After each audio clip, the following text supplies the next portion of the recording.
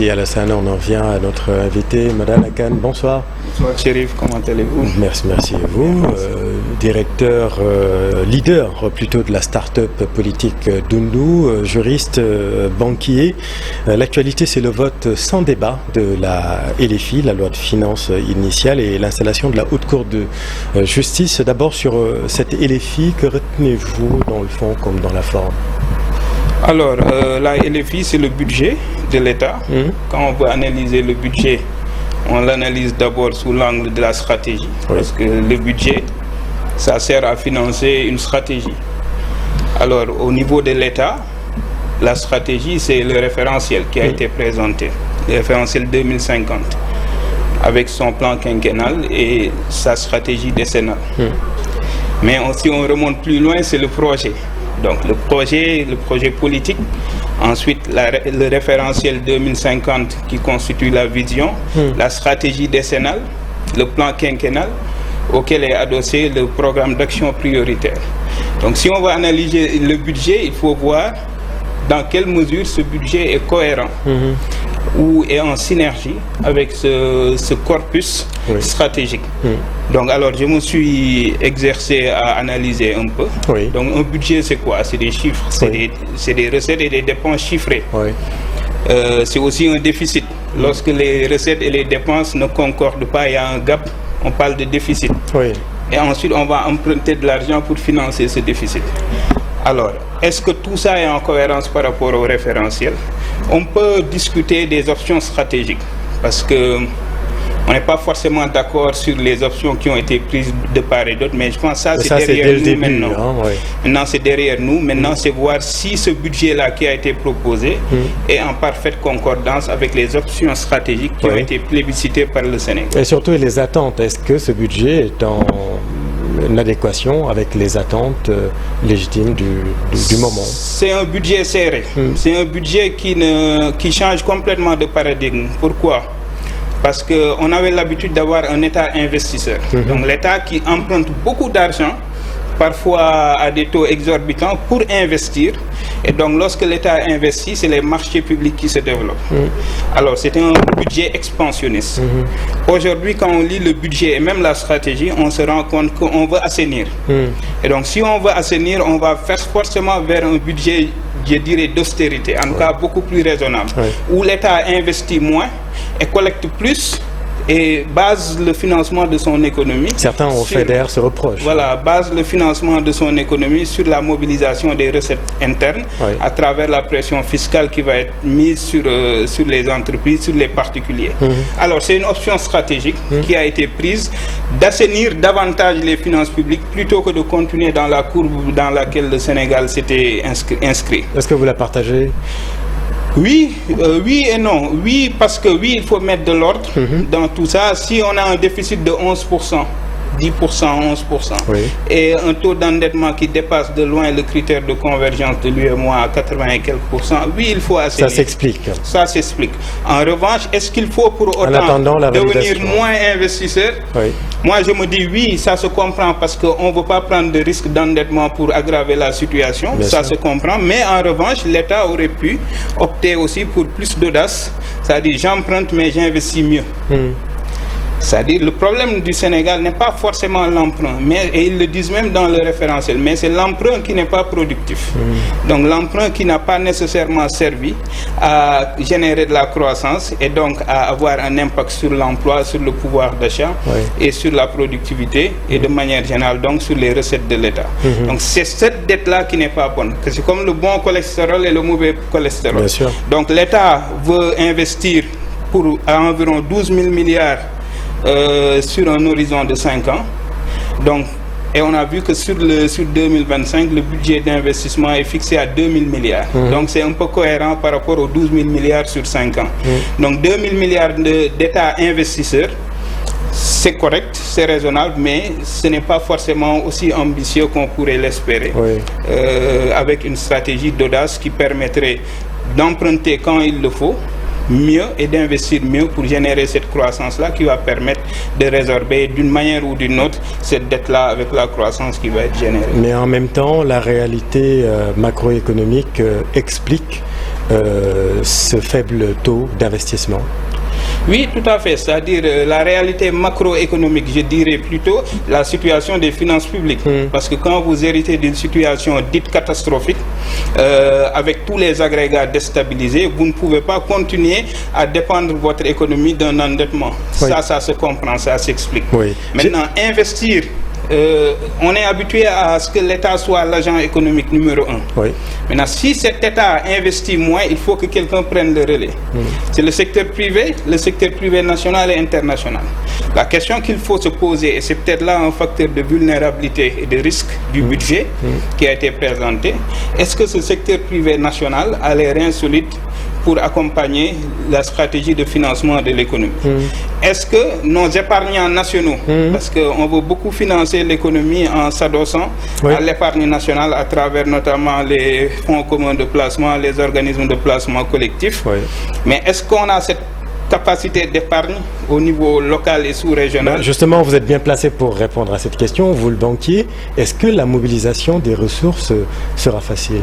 Bon, la mobilisation des ressources, il y a deux types de mobilisation des ressources. Il y a la mobilisation des recettes pour le budget de l'État et à la mobilisation de ressources pour financer la dette. Ça va être un peu plus facile, en tout cas pour l'État. Ça va être un peu plus facile pourvu que justement l'économie soit compétitive. Parce que si vos entreprises ne sont pas compétitives, elles ne vont pas payer de l'impôt. Si elles ne paient pas de l'impôt, donc votre objectif de collecte de 4300 et quelques milliards, soit 65% des dépenses courantes, risque d'être un peu plus compliqué. Maintenant, en termes de mobilisation de ressources pour le financement de la dette, l'option qui a été prise, c'est de se reposer davantage sur la dette en monnaie locale. Pour justement rejeter tous les risques qui sont liés à l'endettement extérieur en devises et autres, l'inflation, les risques de taux et autres. Alors, est-ce que aujourd'hui nos entreprises nationales, les particuliers, les hommes d'affaires ont suffisamment d'épargne pour pouvoir investir dans le financement de l'économie? Ça, il faut faire des analyses. Vous êtes sceptique ou pas? Je suis sceptique quant à la capacité de notre pays à mobiliser 1600 milliards, parce que c'est ça le déficit, pour financer le déficit à partir d'un taux assez important de mobilisation de l'épargne locale. Parce que déjà, on sait que la conjoncture économique est un peu difficile. Les gens n'épargnent plus. Au contraire, on sent que les entreprises cassent leur DAT, leur dépôt à terme dans les banques. Est-ce qu'aujourd'hui, cette tendance va se poursuivre, notamment en tenant compte de la conjoncture économique mondiale, les grands blocs qui sont en train de se constituer un peu partout?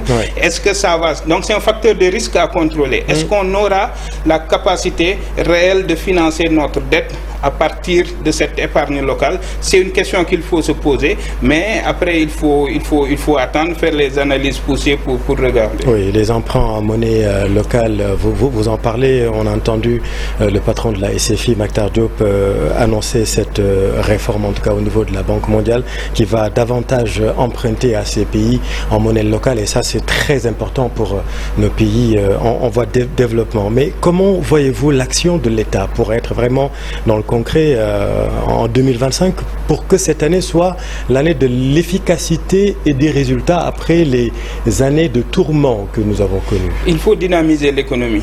C'est-à-dire, c'est là où il y a un gros gap dans le budget que j'ai vu.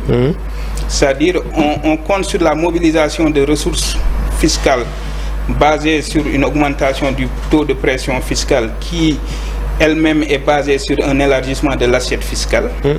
Mais je n'ai pas vu une augmentation de nos capacités fiscales qui soit tributaire du dynamisme de l'économie sénégalaise.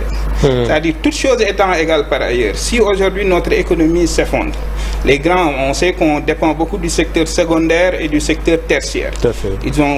D'ailleurs, ils le disent dans le budget, le gouvernement, que ces deux secteurs sont vulnérables. Donc on se base plus sur les recettes d'hydrocarbures pour générer la croissance. Supposons qu'on n'a pas les recettes d'hydrocarbures comme on le souhaite. Il faut bien se reposer sur quelque chose pour que l'économie soit dynamique. Et ce quelque chose, c'est les différents secteurs productifs.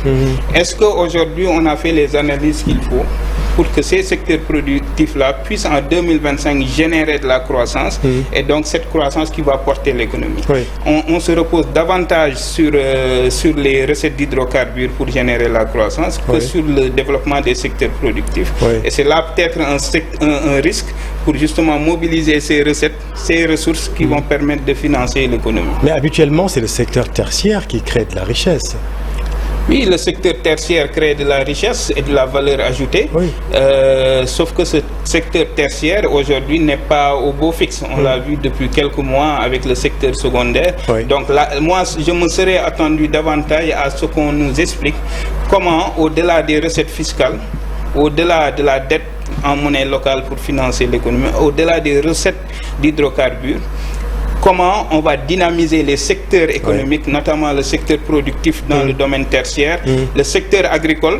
Et on a vu un peu quelque chose dans ce sens. Le secteur secondaire, parce que les BTP, par exemple, comptaient pour beaucoup dans le financement de l'économie. Je me serais attendu à ce qu'on nous dise comment on va faire pour dynamiser ces secteurs-là. On attendra de voir. Alors ça, c'est dans le fond. Dans la forme maintenant, on a beaucoup parlé du vote sans débat, en passant par la responsabilité engagée par le Premier ministre en se basant sur la Constitution, la loi fondamentale, en son article 86 alinéa 6. Qu'en pensez-vous de ce débat? Alors, moi, j'aime pas être dans des débats futiles. Alors, est-ce que c'est légal, est-ce que c'est légitime? C'est deux sujets. C'est légal, c'est une disposition de notre Constitution qui leur a permis d'invoquer cet article. Je parlais à un ami quelques jours plus tôt. Il me parlait des plénières avec les débats. Je lui dis, il n'y aura pas de plénière. Je vois mal comment il y aura des plénières avec des débats. Je considère que, je suis à peu près certain que le Premier ministre va invoquer l'article 86.6 pour justement aller vers un vote sans débat. Est-ce que c'est légal? Oui. Je pense qu'on ne peut pas contester ce point-là du point de vue de la légalité. Est-ce que c'est légitime? Légitime par rapport à quoi? Est-ce que c'est légitime par rapport à la démocratie? Est-ce que c'est légitime par rapport à la crise politique que le Sénégal vit? Moi, je pense que ça, c'est les acteurs qui peuvent apprécier. Moi, je considère que d'un point de vue démocratique, le critère fondamental, c'est de voir est-ce que c'est prévu par la Constitution. C'est prévu par la Constitution. En revanche, ça a été fait par voie épistolaire, avec une représentation du ministre des Finances. Est-ce que d'ailleurs dénonce une partie de l'opposition? Alors, c'est tout à fait justifié de se poser la question, mais on est face à un vide juridique en pratique. Puisque c'est la première fois que le pays est confronté à cette situation. Je pense qu'il faut légiférer pour voir justement à l'avenir s'il faut que le Premier ministre lui-même vienne engager sa responsabilité. C'est ce qui me paraît le plus logique. Plutôt que de laisser son ministre Même si, comme vous dites, la présence physique n'a pas été explicitement inscrite dans la Constitution. Dans la forme, en analysant toujours le discours de politique générale, alors, je me dis qu'on a eu deux premiers ministres dans l'analyse. On a eu un premier ministre à l'épreuve, assez bousculé à la lecture de son discours, et un premier ministre beaucoup plus à l'aise au moment du débat. Donc, un premier ministre qui nous avait habitués à de la confrontation, à des discours guerriers. On a vu un Premier ministre qui semblait beaucoup plus constructif et qui semblait plus aller à l'essentiel que d'habitude. Donc ça, c'est sur la forme ce qu'on pouvait dire. Et par contre, j'ai noté une phrase du Premier ministre que j'aurais changée lorsqu'il dit qu'il y a l'annonce, il y a l'intention, l'annonce et ensuite l'étude de faisabilité. C'est la méthode du gouvernement. Moi, j'aurais dit l'intention, l'étude de faisabilité ensuite, et ensuite l'annonce. Parce que lorsque vous annoncez et que par la suite la faisabilité ne suit pas, on rentre dans... Surtout que parfois, certaines annonces peuvent perturber les marchés, perturber l'économie et les investisseurs.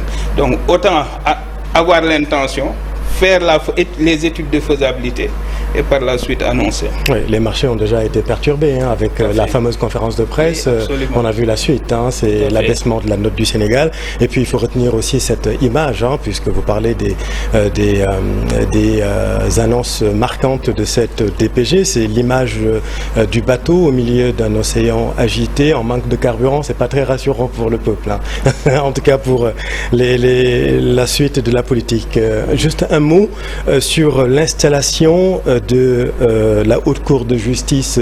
Qu'est-ce que vous attendez de cette juridiction d'exception? Alors, la reddition des comptes, comme on l'a dit plusieurs fois en tant que Doundou, notre mouvement politique, on a dit et répété que la reddition des comptes est un principe non négociable. Alors, c'est quelque chose qui rentre dans l'ordre normal des choses d'une démocratie. L'installation de la Haute Cour de justice est un processus naturel de mise en œuvre de la Constitution. C'est un processus naturel de reddition des comptes. Alors, une fois ceci dit, ce à quoi on s'attend, c'est une gestion impartiale des dossiers qui vont être portés au niveau de cette Cour. Donc une neutralité républicaine, une gestion impartiale et une application rigoureuse du principe de présomption d'innocence. Merci beaucoup Mohamedou Madana Kane, leader de la start-up politique Doundou, juriste et banquier. Le nouveau commissariat central de la police de Mbour est inauguré ce matin par le directeur de la police nationale. En plus d'offrir le confort qu'il faut aux agents de la sécurité, l'infrastructure permettra de renforcer les moyens de lutte contre l'insécurité dans cette partie du pays. Voyons tout cela avec